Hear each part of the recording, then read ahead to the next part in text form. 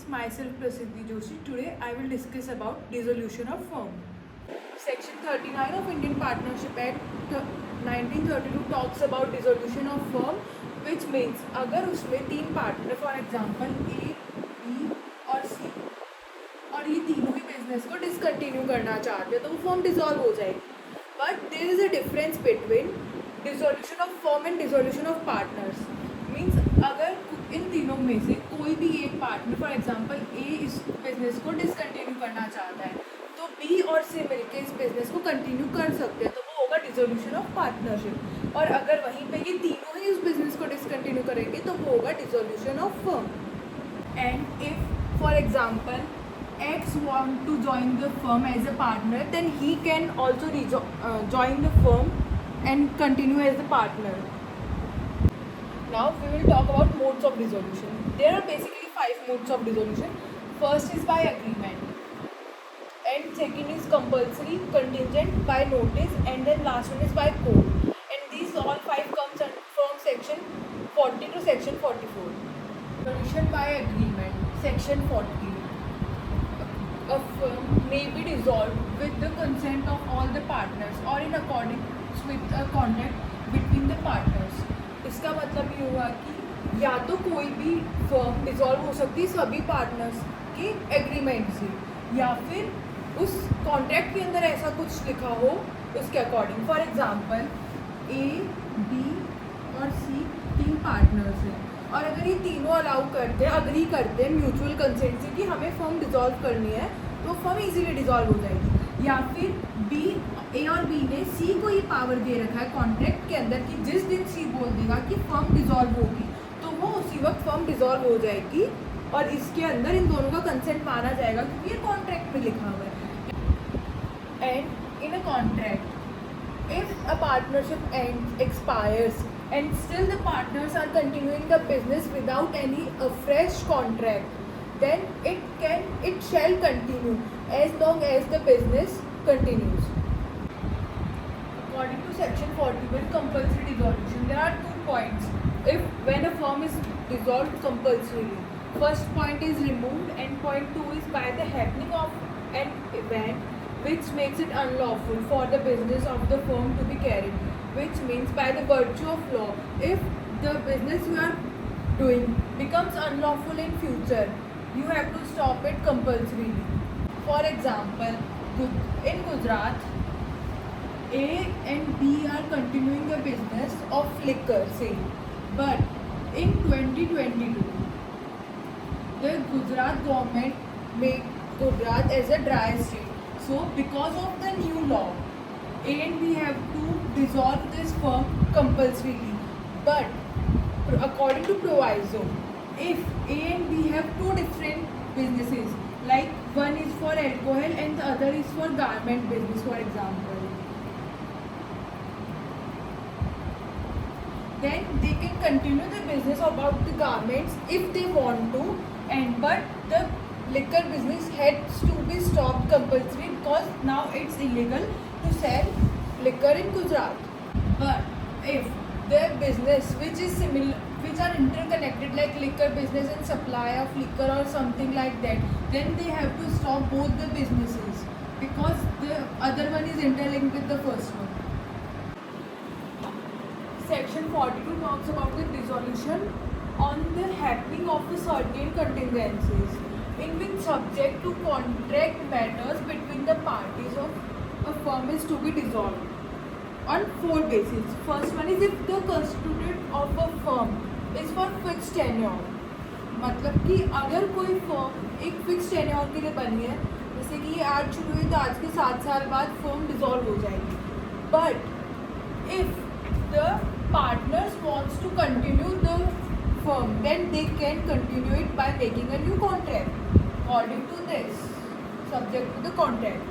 फिर on point 2, if the constituted to carry out one or more adventures or undertaking by the completion thereof, मतलब कि अगर कोई firm बनी है एक पर्टिकुलर टास्क को परफॉर्म करने के लिए तो उस टास्क को कंप्लीट करते ही वो फर्म डिसॉल्व हो जाएगी. For example, if a firm is made to construct a particular building.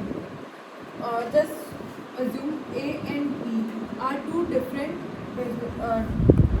persons who make a firm to construct a building. Once the building is constructed, the partnership will be their firm will be dissolved.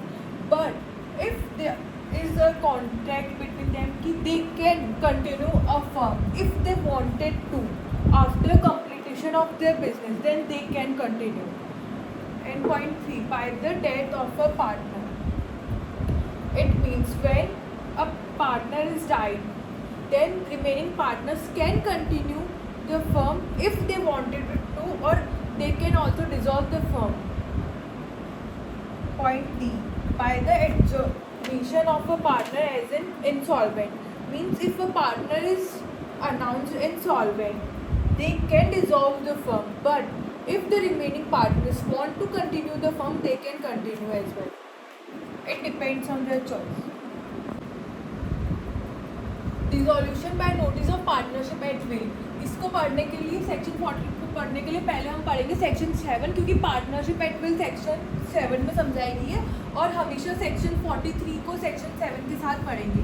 यानी कि इन दोनों में से अगर कोई भी एक section आएगा तो दूसरा अपने आप उसमें अप्लाई करना ही होगा. And section 7 talks about partnership at will. Partnership at will के अंदर बेसिकली 2 पॉइंट्स है कि कोई भी क्लॉज रिगार्डिंग ड्यूरेशन और टर्मिनेशन के लिए नहीं होना चाहिए उस पार्टनरशिप का. फॉर एग्जांपल ए, बी और सी एक कॉन्ट्रैक्ट किया कि वो लोग एक बिजनेस स्टार्ट करेंगे, और उसमें उन्होंने क्लॉज रखा कि after 5 years we will dissolve the firm. तो ये फर्म पार्टनरशिप एट विल नहीं हो सकती है, क्योंकि इसमें डिसॉल्यूशन की बात की गई है और ड्यूरेशन दिया गया है कि कभी फर्म डिसॉल्व हो जाएगी. यानी कि अगर ये ड्यूरेशन दिया है तो वो फर्म नहीं होगी पार्टनरशिप एट विल पे. और सेकंड पॉइंट कि how the firm will be terminated. और अगर ये भी दिया, हमने ये इन तीनों ने कोई पार्टनरशिप शुरू करी और इन्होंने इसमें एक क्लॉज दिया कि अगर मान लीजिए हमारा टर्नओवर 5 lakhs नहीं होता तो फर्म डिसॉल्व हो जाएगी, और ये क्लॉज ये पार्टनरशिप एट विल के अगेंस्ट में है, तो ये भी पार्टनरशिप एट विल तब भी नहीं होगी. Now coming back to section 43. First point says that where the partnership is at will, the firm may be dissolved by any partner given notice in writing to all the other partners of his intention to dissolve the firm. मतलब कि कोई भी partner prior notice देके firm को dissolve कर सकता है अगर वो पार्टनरशिप एट विल है तो, और उसके अंदर उसको अपना इंटेंशन बताना होगा कि वो क्यों डिसॉल्व कर रहा है. और सेकंड पॉइंट है कि the firm is dissolve as a form from the date mentioned in the notice as the date of dissolution, और if no the date is so mentioned as from the date of the communication of the notice. Second point का मतलब कि जो firm है वो dissolve हो जाएगी उस नोटिस में. अगर डेट मेंशन है तो उस दिन से वो फर्म डिसॉल्व हो जाएगी, और अगर डेट मेंशन नहीं है तो जो कम्युनिकेशन जब हुआ है जिस डेट पे नोटिस का, वो उस दिन से ही फर्म डिसॉल्व मान ली जाए.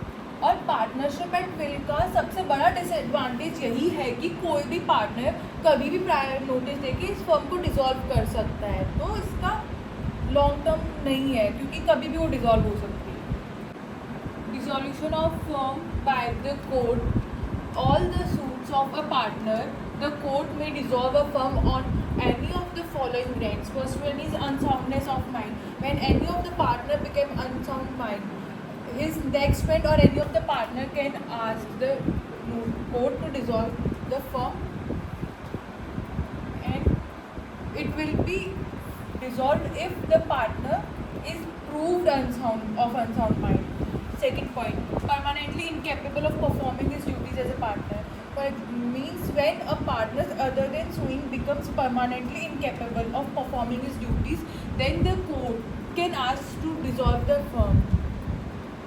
Means for example, if A, B and C are partners and C died, or if then he means he is incapable of performing his business, then the court can ask them to dissolve the firm, or if any of them is declared insolvent, then Also, it can be dissolved because the insolvent partner is incapable of performing his duties. Point 3. C. Conduct injurious to the partnership business.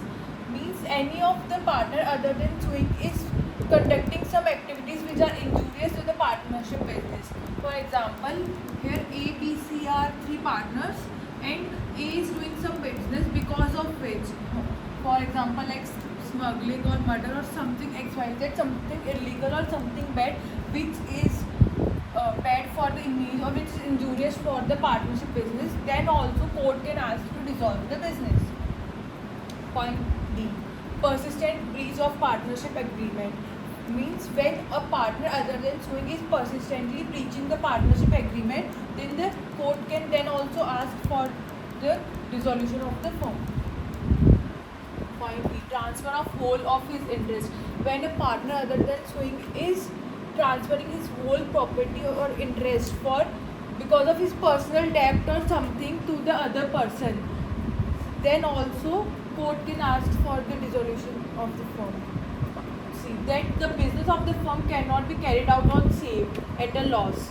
Means when a business cannot be carried out on without any loss, means even if you continue the business, there will be only loss. No, you can never get profit from that business.